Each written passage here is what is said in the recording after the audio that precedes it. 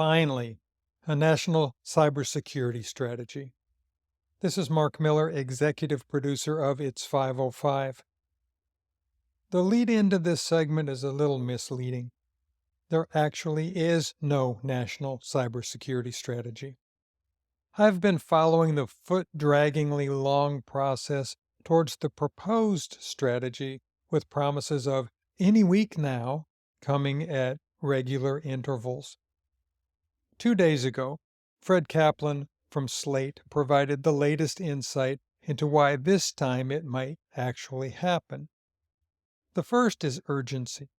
Previous administrations have urged companies to voluntarily follow security guidelines.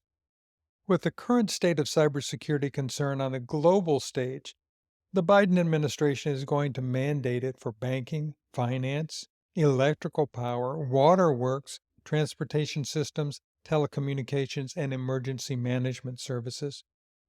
In all, there are 16 critical infrastructure sectors to be held accountable.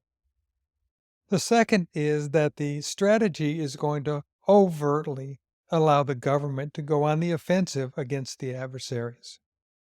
You'd be naive to think that this wasn't already happening, but now it's going to be public knowledge that we're coming for you. The Washington Post is keeping a close eye on what's going on with the proposal. I've got links to those articles at the end of the transcription of this segment on the 505updates.com site. You might want to take a look at that.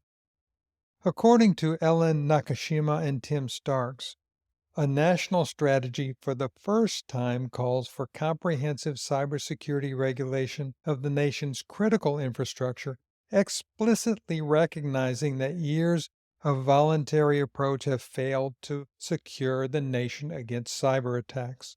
End quote. One of the interesting outcomes of this type of approach is to shift accountability to those companies who don't make reasonable precautions against cyber attacks. For me, that's a little too vague. It leaves the door open to interpretation as to what is considered reasonable. If a company is using open source components that become vulnerable to an attack, and a company is notified of that problem, what is a reasonable amount of time to patch that issue? Think Heartbleed and Log4j and SolarWinds. What would be reasonable for a gas pipeline company or a financial institution or a power grid provider to fix an issue associated with something of that urgency? Currently, critical infrastructure owners and operators must notify the federal government within 72 hours when they suffer a major cyber attack. There's another ambiguous word, right? Major. Who defines what is major? What does that even mean in this context? There's also another loophole in the proposed strategy. 5 critical sectors are outside the authority of the oversight agencies. To cover these sectors, Congress would have to step up, and I don't have much confidence of that happening anytime soon.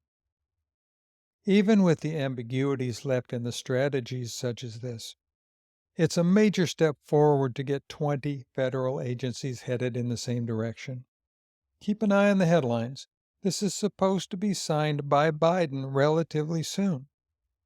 But that's when the hard part will begin, implementing the strategy while continuing to protect our current environments. Listen to today's entire episode of It's 505 on your favorite podcast platform.